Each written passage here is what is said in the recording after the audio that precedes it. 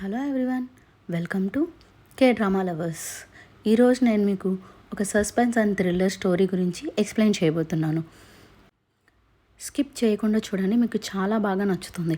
ఈ story starting వచ్చేసి ఒక లేడీ ఏడుస్తూ పరిగెడుతూ ఉంటుంది. అలానే ఒక సైకోపాత్ తన వెంట పడుతూ ఉంటాడు తనని చంపడానికి. అయితే తిని పరిగెత్తుకుంటూ వెళ్ళి ఒక చోట దాక్కుంటుంది. ఇక వెంటనే తన హస్బెండ్కి కాల్ చేస్తుంది, అంటే మన స్టోరీ హీరోకి కాల్ చేస్తుంది. కానీ తను పోలీస్ ఆఫీసర్, చాలా బిజీగా ఉండడం వల్ల కాల్ని లిఫ్ట్ చేయడు. వెంటనే తను ఎమర్జెన్సీ సర్వీస్ సెంటర్కి కాల్ చేస్తుంది. అక్కడ మన హీరోయిన్ కాల్ని లిఫ్ట్ చేస్తుంది. నన్ను ఎవరో చంపాలనుకుంటున్నారు, ప్లీజ్ నన్ను సేవ్ చేయండి అని అడుగుతుంది. దానికి ఆమె వెంటనే రెస్పాండ్ అయ్యి కాలర్ ఇంజ్యూర్ అయి ఉంది, తనని ఎవరో చంపడానికి వెంబడిస్తున్నారు అని చెప్పేసి సుపీరియర్కి చెప్తుంది. తను వెంటనే ఆ కాల్ని నాకు ట్రాన్స్ఫర్ చేయి అంటాడు. కాల్ మాట్లాడుతూ మీరు ఎక్కడి నుంచి కాల్ చేస్తున్నారో చెప్పగలరా అని అడుగుతాడు. దానికి ఆమె తెలీదు, కానీ నాకు ఇక్కడ ఎదుర ఒక చర్చ్ కనిపిస్తుంది అని ఆ చర్చ్ పేరుని చెప్తుంది. సరేనండి, మేము బ్యాకప్ని పంపిస్తాము అని అంటారు.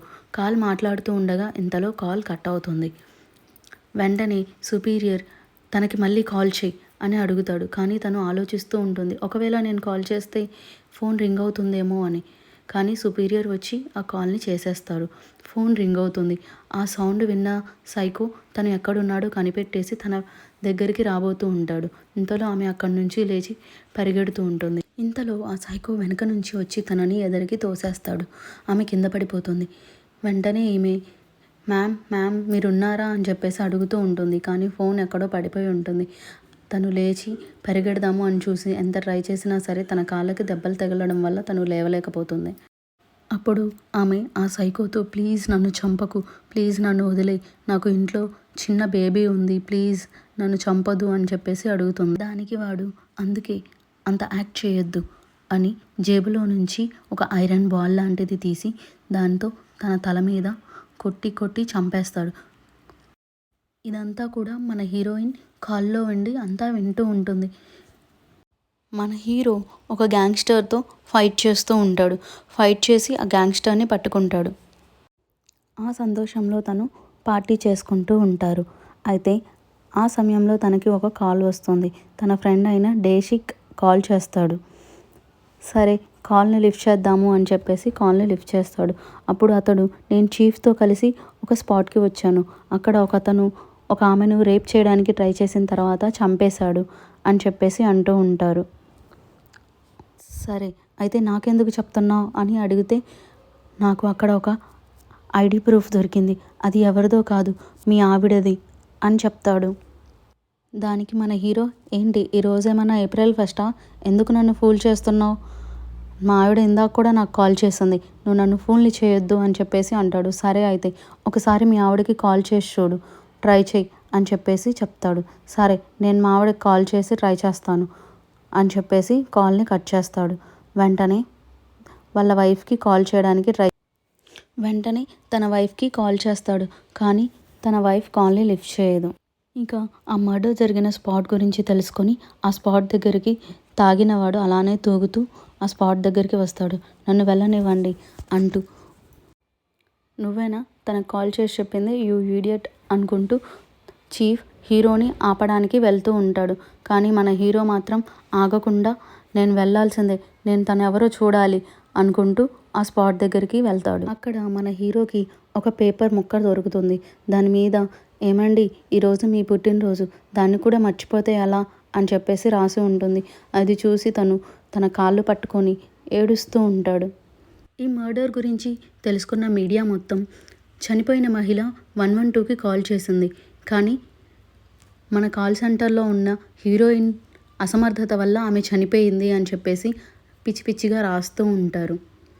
అలానే ఆ కాల్ సెంటర్ యొక్క హెడ్ వచ్చేసి ఇదంతా నా తప్పే, ఈ రెస్పాన్సిబిలిటీ మొత్తం నేనే తీసుకొని రిజైన్ చేస్తున్నాను అని చెప్పేసి మీడియా మొత్తానికి చెప్పి తను రిజైన్ చేసేస్తారు. మన హీరో యొక్క వైఫ్ యొక్క ఫ్యూనరల్ ఫంక్షన్ జరుగుతూ ఉంటుంది.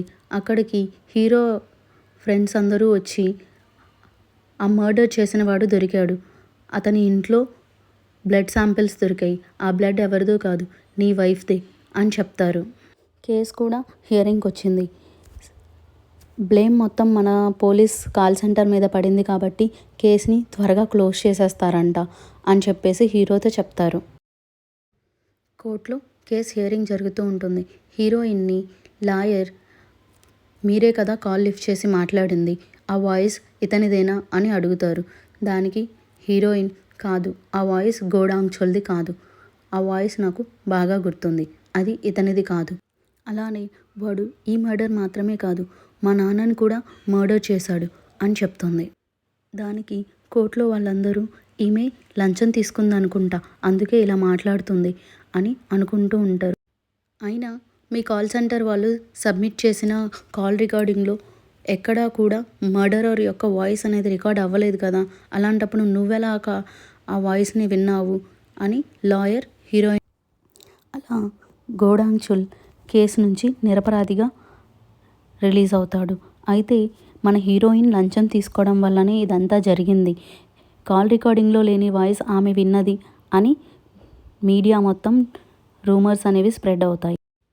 ఆ తరువాత మన హీరోయిన్ యూఎస్కి వెళ్ళి మంచి పొజిషన్లో ఇక్కడికి రిటర్న్ అవ్వాలి, అప్పుడే నేను చెప్పేది వీళ్ళు వింటారు అని వెళ్తుంది. అలా 3 సంవత్సరాలు గడుస్తాయి. 3 సంవత్సరాల తర్వాత ఒక కిడ్నాప్ కేసు గురించి కాల్ సెంటర్లో అందరూ హడావిడిగా ఫోన్లు మాట్లాడుతూ ఉంటారు. హీరోయిన్ రోడ్డు మీద నుంచి వెళ్ళేటప్పుడు టీవీలో ఒక ఇంటర్వ్యూని చూస్తుంది. అది చూసి 112కి కాల్ చేస్తుంది. కాల్ చేసి ఒకసారి టీవీ ఆన్ చేయండి, అక్కడ ఇంటర్వ్యూ జరుగుతుంది కదా, ఆ ఇంటర్వ్యూ చేసే మనవడే అసలైన కిడ్నాపర్, ఎందుకంటే తను వాయిస్ మాడ్యులేటర్ అనేది యూజ్ చేశాడు కాబట్టి అతనే కిడ్నాపర్. ప్రతి ఒక్కరికి ఒక వాయిస్ అనేది ఉంటుంది, వాయిస్ అనేది ఒక ఫింగర్ ప్రింట్ లాంటిది. వాళ్ళు మాడ్యులేటర్ అనేది యూజ్ చేశారు కానీ తన బ్రీతింగ్ అనేది దాంట్లో తెలిసిపోతుంది కాబట్టి అతనే అసలైన కిడ్నాపర్ అని ఆ కేస్ని వెంటనే సాల్వ్ చేసేస్తుంది. తరువాత మన హీరోయిన్ ఎక్కడైతే తన జాబ్ లాస్ అయిందో అక్కడే ఆ సెంటర్కి హెడ్గా పోస్ట్ వచ్చి అక్కడికి వస్తుంది. అలానే అక్కడ తను ఒక ప్రపోజల్ అనేది పెడుతుంది. అది ఏంటంటే గోల్డెన్ టైమ్ టీమ్. ఆ టీం ఎమర్జెన్సీ కాల్ అనేది రాగానే వెంటనే ఎవరైతే కాల్ చేశారో అక్కడికి వెంటనే మనుషుల్ని పంపించేటట్టు, వాళ్ళు ఆపదలో ఉన్నప్పుడు వెంటనే వాళ్ళకి సహాయం చేసేటప్పుడు అని చెప్పేసి చెప్తుంది. ఆ centre commissioner golden time team గురించి ఇక్కడికి సగం కాల్స్ ప్రాంక్ కాల్సే వస్తూ ఉంటాయి, అలాంటప్పుడు ప్రతి ఒక్కరి దగ్గరికి పోలీసులను పంపిద్దామా అని అంటాడు. దానికి మన హీరోయిన్ లేదు, కొన్ని సీరియస్ కాల్స్ అనేవి ఉంటాయి, వాటి దగ్గరికి మాత్రమే మనం పంపిస్తాము అని చెప్పేసి చెప్తుంది. కావాలంటే నేను ఇది మీకు ప్రూవ్ కూడా చేస్తాను అని అంటుంది. ఇంతలో మన హీరోయిన్ దగ్గరికి వస్తాడు. నువ్వు మీ నాన్న చావును కూడా నీ స్వార్థం కోసం వాడుకుంటావా అని చెప్పేసి అంటాడు. దానికి హీరోయిన్ నేను నిజంగానే చెప్పాను, మా నాన్నని చంపింది నీ వైఫ్ని చంపింది ఇద్దరు కూడా ఒక్కడే అని చెప్పేసి చెప్తూ ఉంటుంది. అయితే ఎంతలో కస్టమర్ సర్వీస్కి ఒక అమ్మాయి కాల్ చేస్తుంది. ప్లీజ్ నన్ను సేవ్ చేయండి, నన్ను ఒకడు చంపాలని చూస్తున్నాడు, ఇక్కడ కత్తులు అవన్నీ కూడా ఉన్నాయి హీరోయిన్ అని చెప్తుంది. నీ పేరేంటి, ప్రెజెంట్ నువ్వు ఎక్కడ ఉన్నావు అని చెప్పేసి అడుగుతుంది. అయితే దానికి హీరోయిన్ తెలీదు, నేను రైల్వే స్టేషన్ దగ్గర తనని కలిశాను, నేను ఒక డేటింగ్ అప్లికేషన్లో తనని కలవడానికని వచ్చాను, జస్ట్ వచ్చి మాట్లాడితే $100 ఇస్తానని చెప్పేసి అన్నాడు, అందుకని తనని కలవడానికి వచ్చాను. అయితే తన దగ్గర ప్రెజెంట్ డబ్బులు లేవు, ఇంటి దగ్గరికి వస్తే ఇస్తాను అని చెప్పేసి తనతో రమ్మన్నాడు, అందుకని వచ్చాను. కొంత దూరం అలా వెళ్ళిన తర్వాత సరే నేను వెళ్ళిపోతాను, నువ్వు ఇంకెవరితోనైనా మాట్లాడుకో అని నేను వెనక్కి తిరిగి వెళ్ళబోతుండగా వెనక నుంచి పట్టుకొని కొట్టాడు, నేను స్పృహ అని అంటుంది. బీ బ్రేవ్, చాలా జాగ్రత్తగా మసులుకో వాక్నీమ్ అని చెప్పేసి అంటుంది హీరోయిన్. సరే అని చెప్పేసి తను కిటికీలో నుంచి ఒక రాయిని కిందకి విసురుతుంది. ఆ సౌండ్ విన్న త్వరగా మెట్లు దిక్కుంటూ వెళ్తాడు. సో తనకిప్పుడు కొంచెం టైం దొరికింది. వెంటనే హీరోయిన్ ఆ అమ్మాయితో నువ్వెక్కడున్నావు, నీ చుట్టూ ఏమైనా కనిపిస్తున్నాయా, నీ చుట్టూ ఉన్నవి ఒకసారి చెక్ చేసి ఏమైనా ఉంటే చెప్పు అని చెప్పేసి అంటుంది. దానికి ఆ అమ్మాయి ఇక్కడ గోడలంతా కూడా కలర్ఫుల్ పెయింటింగ్స్ అనేవి ఉన్నాయి, బయట నుంచి నాకు ఒక కలర్స్లో లైట్ అనేది కనిపిస్తుంది అని చెప్తుంది. వెంటనే హీరోయిన్ కాల్ ద్వారా ఆ అమ్మాయి యొక్క లొకేషన్ని ట్రేస్ చేసి గోల్డెన్ టైమ్ టీమ్ని అలర్ట్ చేస్తుంది. వెంటనే తనను సేవ్ చేయండి అని చెప్పేసి చెప్తుంది. అయితే ఆ టీంలో మన హీరో కూడా ఉంటాడు. ఏంటి నువ్వు చెప్తే నేను వినాలా అని అడుగుతూ ఉంటాడు. దానికి హీరోయిన్, ఇది ఒక అమ్మాయి ప్రాణానికి సంబంధించింది, నువ్వు లేట్ చేస్తే ఆ అమ్మాయి ప్రాణం పోవచ్చు, తను కూడా నీ వైఫ్ లాంటిదే అని అంటుంది. దానికి హీరో సరే అని చెప్పేసి అక్కడి నుంచి వెళ్తాడు. ఆ అమ్మాయి ఏమో, ఏరి మీ వాళ్ళని ఆల్రెడీ పంపించాను, ఆన్ ది వే అన్నావు, ఇంకా రాలేదు, వాడు మళ్ళీ వచ్చేస్తాడు, వస్తే నన్ను చంపేస్తాడు, నాకు చాలా భయమేస్తుంది, ప్లీజ్ నన్ను త్వరగా సేవ్ చేయండి అని చెప్పేసి అడుగుతూ ఉంటుంది. ఇదంతా నా తప్పే, మా అమ్మ ఎన్నిసార్లు చెప్పినా నేనే వినలేదు, ఇలాంటి యాప్లో వాడిని కలవడానికి వచ్చాను అని చెప్పేసి ఏడుస్తూ ఉంటుంది. అయితే హీరోయిన్, నువ్వు ధైర్యంగా ఉండు, నువ్వు భయపడకు, మా వాళ్ళు వచ్చేస్తున్నారు, నిన్ను కంపల్సరీ కాపాడుతారు అని చెప్పేసి చెప్తుంది. హీరో అండ్ టీమ్ ఆ లొకేషన్లోకి వచ్చేస్తారు. అక్కడ అయితే చాలా ఇళ్ళు అనేవి ఉంటాయి. అక్కడ ఏ ఇల్లు అనేది కనిపెట్టడానికి అంతా తిరుగుతూ ఉంటారు. ఆ 2 కిలోమీటర్స్ రేడియస్లో ప్రతి గల్లీ కూడా వెతుకుతూ ఉంటారు. అయితే మన హీరోయిన్కి అక్కడ ఒక చిన్న సౌండ్ అనేది వినిపిస్తూ ఉంటుంది. ఆ సౌండ్ ఏంటి అని ఆలోచిస్తూ ఉంటుంది. ఇంతలో ఈ టీం వాళ్ళు కలర్స్గా గోడల మీద ఎక్కడ ఉన్నాయి అని చెప్పేసి ప్రతి చోట వెతుకుతూ ఉంటారు. ఒక చోట పాంప్లెట్స్ అన్నీ తగిలించి ఉంటే ఇవే ఆ కలర్స్ ఏమో అని చెప్పేసి ఆ ఇంట్లోకి వెళ్ళి చూస్తారు.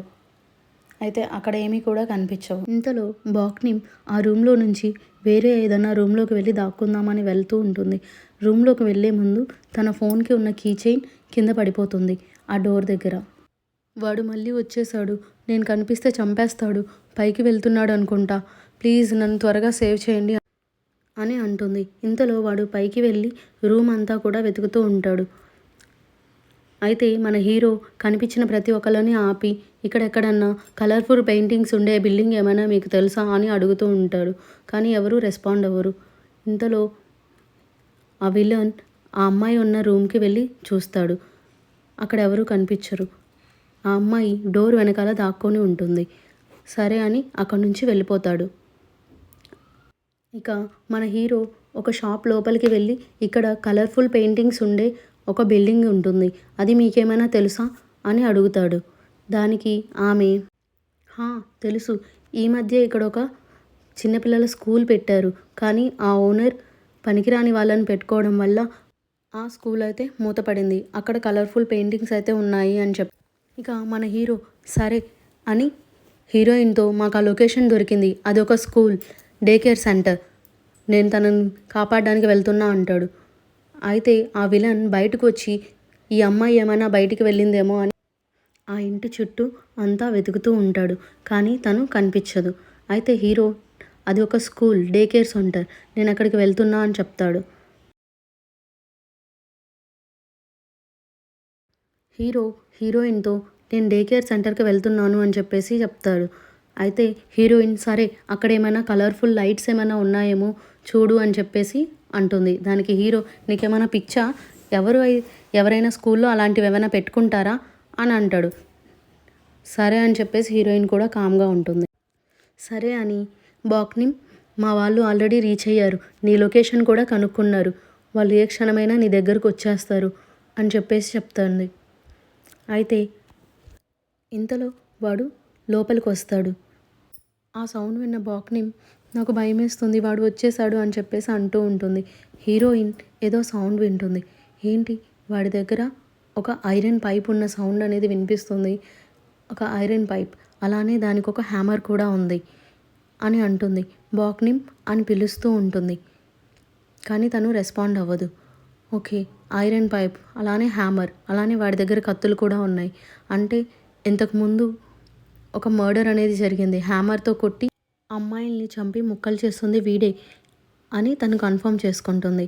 అయితే వాడు రూమ్ అంతా వెతికి అక్కడి నుంచి వెళ్ళిపోదామని చెప్పేసి వెళ్తూ ఉంటాడు. హీరోయిన్ ఏంటి ఆ సౌండ్ అని అడిగితే దానికి బాక్నిమ్, మేబీ తను వెళ్ళిపోతున్నాడు అనుకుంటా అంటుంది.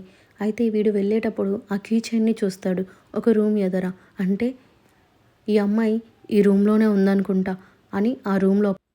మన హీరో ఆ డే కేర్ సెంటర్ ఎక్కడ ఉంది అని చెప్పేసి వెతికేటప్పుడు మనకు అక్కడ ఒక లైట్ అనేది కనిపిస్తుంది, కలర్స్లో.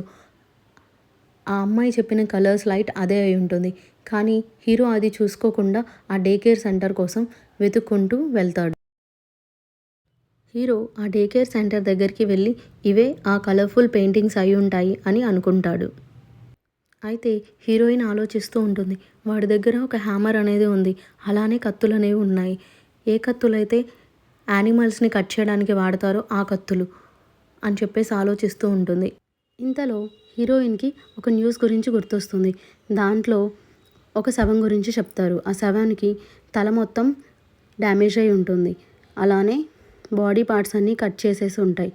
దాని గురించి గుర్తొస్తుంది. ఇక ఇంతలో మన హీరో ఆ డే కేర్ సెంటర్ లోపలికి వెళ్ళి చూస్తాడు. అక్కడ ముగ్గురు తింటూ తాగుతూ ఉంటారు. ఇక వెంటనే హీరోయిన్ ఈ కేసు నార్మల్ కేసు కాదు అని చెప్పేసి చెప్తూ ఉంటుంది. ఇక బాక్ని నువ్వు త్వరగా అక్కడి నుంచి వెళ్ళిపో అని చెప్పేసి అంటూ ఉంటుంది. కానీ ఇంతలో వాడైతే తన దగ్గరకు వచ్చి తనని చూసేస్తాడు. హీరోయిన్ బాక్నిమ్ అని చెప్పేసి అరుస్తూ ఉంటుంది. కానీ తన మొబైల్ అక్కడే పడిపోతుంది. వాడు తనని ఈడ్చుకొని వెళ్ళి ఒక రూమ్లో పడేసి తనని కాలుతో తంతూ ఉంటాడు. తను బాగా ఏడుస్తూ ఉంటుంది. అయితే ఈ సౌండ్స్ అన్నీ కూడా మన హీరోయిన్ ఫోన్లో నుంచి వింటూ ఉంటుంది. ఇక వెంటనే హీరోకి కాల్ చేసి అబ్డక్టర్ తనని పట్టేసుకున్నాడు. బాక్నిమ్ ఇప్పుడు చాలా ప్రమాదంలో ఉంది. మీరు త్వరగా లొకేషన్ని ట్రేస్ చేయండి అని చెప్పేసి చెప్తూ ఉంటుంది. ఇంకా హీరో అండ్ వాళ్ళ టీం అంతా వెతుకుతూ ఉంటారు. అయితే ఇంతలో హీరోయిన్ వాడు మామూలు వాడు కాదు. ఇంతకుముందు అమ్మాయిల్ని చంపి బాడీ పార్ట్స్ని ముక్కలుగా చేస్తుంది ఎవరో కాదు, అది వీడే అని చెప్తుంది. తను హీరోయిన్ దగ్గరికి వచ్చి ఏం మాట్లాడుతున్నావు, వాడు ఆల్రెడీ అరెస్ట్ అయ్యాడు కదా, వీడే వాడు అని చెప్పేసి అంటావేంటి అని చెప్పేసి అడుగుతాడు.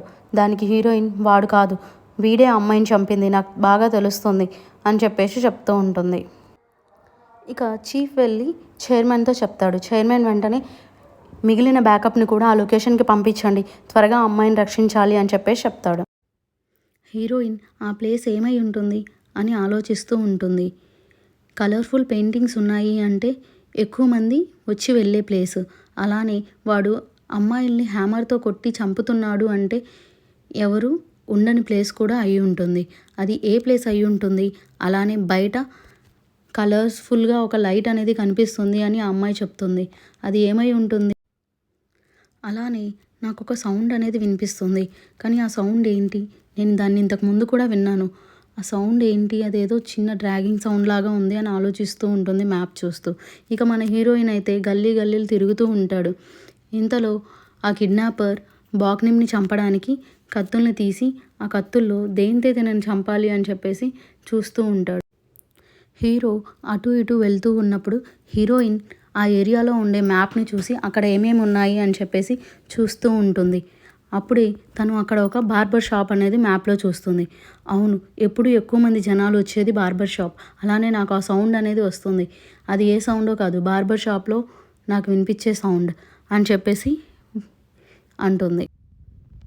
ఇక వెంటనే హీరోకి కాల్ చేసి అది ఒక బార్బర్ షాప్, త్వరగా బార్బర్ షాప్కి వెళ్ళండి అని చెప్పేసి చెప్తుంది. హీరో బార్బర్ షాపా అని చెప్పేసి అంటాడు. అవును, ఖచ్చితంగా అది బార్బర్ షాపే, నాకు ఆ సౌండ్ బాగా గుర్తుంది. త్వరగా ఆ కిడ్నాపర్ బాగ్నిమ్ని పట్టుకున్నాడు, చంపేస్తాడు, నువ్వు త్వరగా వెళ్ళు అని చెప్పేసి హీరోయిన్ హీరోకి ఆర్డర్ వేస్తుంది.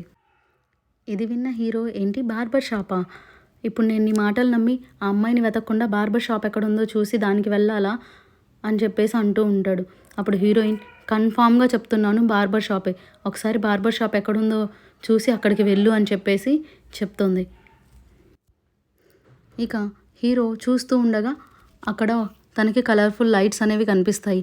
మేబీ ఆ కలర్ఫుల్ థింగ్ అనేది ఇదేనేమో అని ఆ లైట్ వైపు చూస్తాడు. ఇంకా వెంటనే అక్కడి నుంచి పరిగెత్తుకుంటూ ఆ బార్బర్ షాప్ లోపలికి వెళ్ళడానికి వెళ్తాడు. బాక్నిమ్ చిన్నగా స్పృహలోకి వస్తుంది. వాడు ఏ కత్తితో తనని చంపాలి అని చెప్పేసి కత్తుల్ని తీస్తూ ఉంటాడు. హీరో పరిగెత్తుకుంటూ ఆ బార్బర్ షాప్ దగ్గరికి అయితే వెళ్తాడు. బాక్నిమ్కి మెలకువ వచ్చి ప్లీజ్ నన్ను చంపకు అని చెప్పేసి అడుగుతూ ఉంటుంది.